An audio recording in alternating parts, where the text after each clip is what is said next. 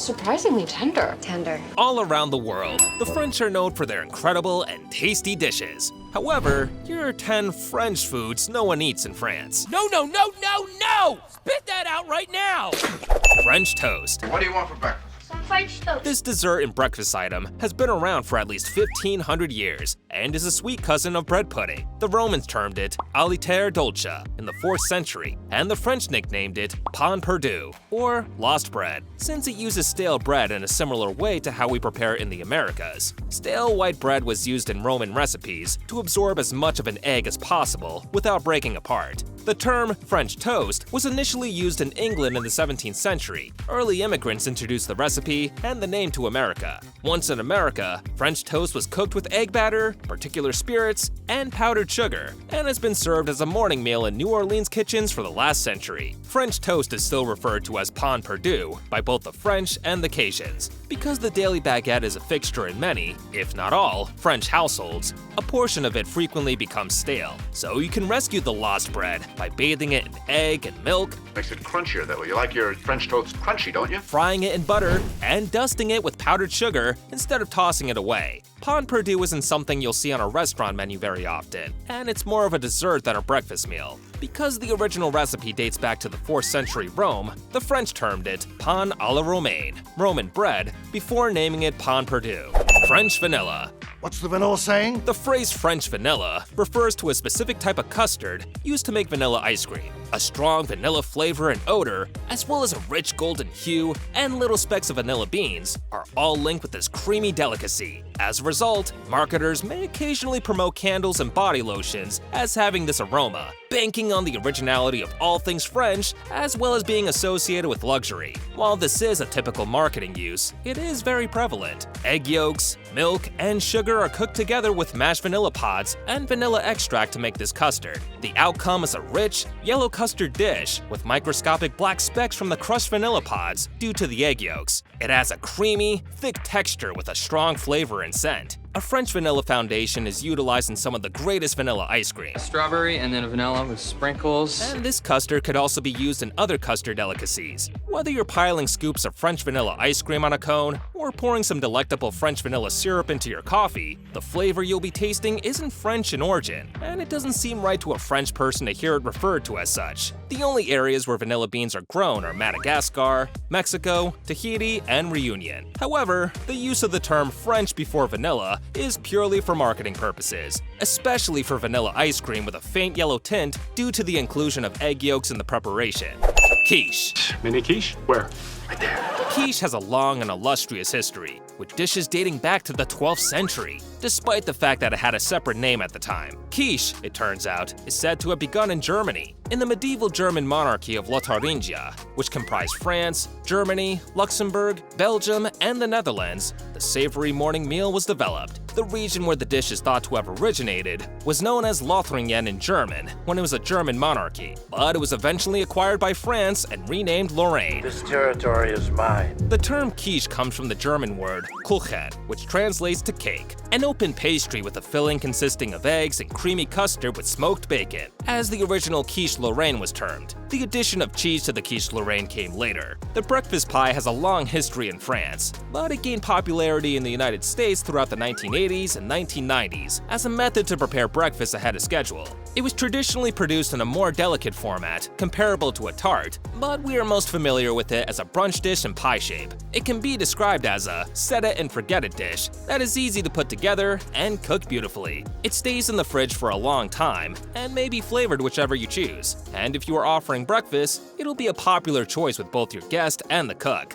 French Cruller. Respect the cruller and pain the donut. With apologies to all pastry connoisseurs, the French Cruller is anything but French. It's a Dutch delight, or at least one inspired by the Dutch Cruller. But according to research, the cruller you'll buy in America doesn't even match the original Dutch pastry all that well. When you order a French Cruller from your local Dunkin', you're just getting a twisty-shaped donut at this point. A cruller is a deep-fried pastry similar to a donut that is popular in the United States and Canada. It is often constructed from a square of dough with a cut in the center that allows it to be stretched over and through itself, resulting in twist in the edges. I'd say this wraps things up. Other cruller forms use a denser dough, similar to that of a cake donut, and are shaped into a tiny loaf or stick shape. but are not usually twisted. Powdered sugar, often combined with cinnamon, or icing can be used to decorate crullers. Crullers may be found in Canada, New England, the Mid-Atlantic, and North Central America, although they can also be found in California. Because of their German and Dutch origins, classic crullers are more common in the Midwest, in which many German immigrants lived. They are still known as crullers in some family-owned bakeries.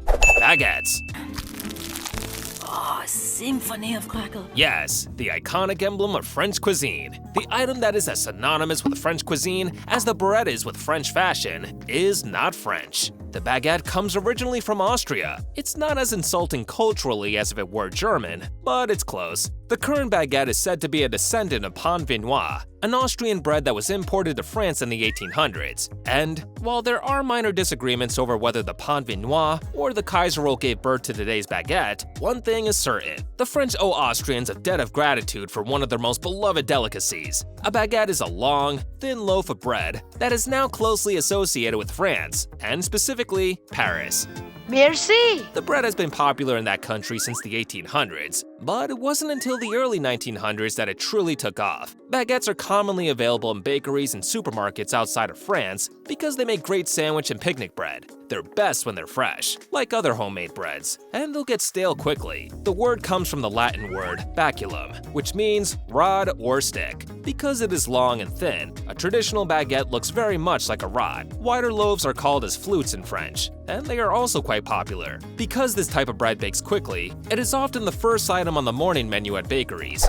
French mustard. I'll tell you exactly what happened. Mustard has a long history of usage in cosmetics and pharmaceuticals, not to mention its potential to mask the taste of less than fresh meals. For ages, the French have loved mustard, which was most likely brought by the Romans. The French government imposed restrictions for the production of mustard in 1390, stating that it must contain only excellent seed and adequate vinegar. Pope John XXII of Avignon was such a mustard fan that he invented a new Vatican job, Grand Moutardeur du Pape, Pope's mustard maker, and swiftly filled it with his nephew, who was by all accounts a bumbling fool. According to Alexandre Dumas, the renowned French novelist, Louis XI kept a pot of mustard with him at all times, so that he would be prepared when visiting acquaintances. Monks from Beau, a city outside of Paris, were hired by Charlemagne to harvest and crush mustard seeds for him. Indeed, the massive round grinding stones necessary for this purpose were frequently carved out of quarries near Meaux, resulting in the city becoming a mustard-making center. Now, when shopping in your local grocery store today, you'll find a type of mustard labeled as French mustard. Excuse me, I meant to buy normal mustard, and when I got home, I realized I bought honey mustard. Is it cool if I just go swap it? To be clear, we're not talking about the brand French's mustard here. It's a specific McCormick brand. And no, that famous bright yellow stuff isn't a French cuisine at all. The more general French mustard, on the other hand, is a British condiment with a moderate flavor and a light brown hue. Now, what about Dijon mustard, that fiery yellow condiment? That is actually a French creation, and it's fantastic. French onion dip. You put chips on the sides and dip in the middle. In 1954, 2 years after Lipton's dry soup mix was introduced, someone, whose identity is unknown, came up with the onion soup and sour cream combo. It was assumed it was a hit in California because it was dubbed California dip so frequently in its early days. However, Lipton's was not the first California dip. Cream cheese and Roquefort were blended with California Sauterne wine, mayo, salt, Worcestershire sauce, cayenne pepper, and garlic salt in previous recipes. The 1954 recipe, however, was 4 times easier than its cheesy version because it only required 2 ingredients. In the post-war euphoria of the 1950s, convenience won out over identity theft. The new California dip was a crowd favorite, a party staple, and a status symbol, served on a silver tray. The news of the new dip spread like a canyon fire throughout Los Angeles. Newspapers published the recipe, onion soup mix sales soared, and Lipton executives in New Jersey, thousands of miles away, were ecstatic. California dip was the star of a big commercial effort by Lipton. They funded Arthur Godfrey's radio and television show, Talent Scouts, which featured newcomers like Tony Bennett and Patsy Cline. The show's MC, Godfrey, took part in the advertisements, producing noteworthy performances of his own. Oh, you handsome man, you. The product was so popular that news organizations called it the Arthur Godfrey dip. Aside from television and radio, the business sponsored colorful features in newspapers and magazines, issued handing cards to merchants, published cookbooks, and, starting in 1958, they placed the recipe on every box, alongside the second and third most popular dishes. French press coffee. I said, coffee, coffee, coffee. The French press device is a brilliant invention. It's inexpensive, simple to operate, and produces excellent coffee. The history of the French press stretches back many years. However, there is considerable debate about who designed the carafe and plunger mechanism that most versions today are based on.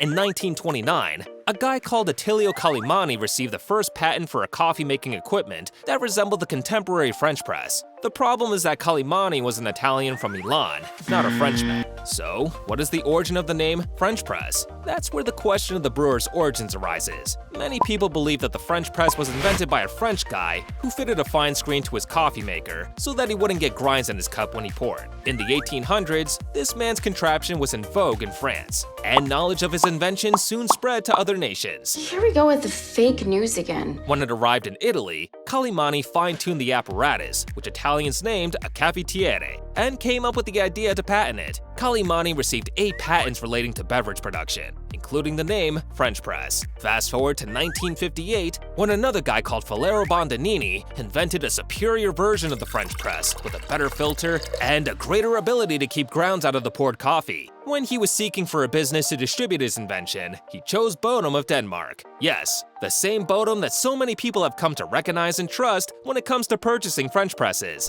French roast coffee. Coffee, coffee. When it comes to coffee, the French roast that can be found in any coffee shop in the US simply refers to a dark roast. Even this kind of roast, according to coffee experts, would be too light for coffee lovers in France and much of Europe. Really bad coffee. This roasting technique is also known as Turkish roasting. The term French roast likewise has no meaning in terms of quality. French roasting may be done on any type of bean. So again, it all comes down to the magic and white lies of marketing. What a surprise. French dip sandwich. It's sort of wet, but it's still good. Blop. In many American restaurants, a French dip, a sandwich composed of thin slices of roast beef on a French bread and served au jus with its own juice, is a staple menu item. The origins of the French dip has been one of modern history's longest-running culinary controversies. It is the topic of a protracted argument between advocates of different claimants. Philippe and Cole's, both of which debuted in Los Angeles in 1908, have been suggested as the genesis of the French dip. Each claims to be the first restaurant to serve the French dip sandwich. No, me! No, me! And they have different stories about how it came to be. The legend surrounding Philippe's has 2 main variations. One claims that a server, or a chef, dropped a dry roast beef sandwich in a pan of beef drippings by accident, while the other claims that restaurant founder, Philippe Frenchy Mathieu, purposefully submerged the sandwich in meat juice to appease a customer who made a complaint about a stale roll. Thanks for sticking around till the end. So here are some more awesome videos for you to check out.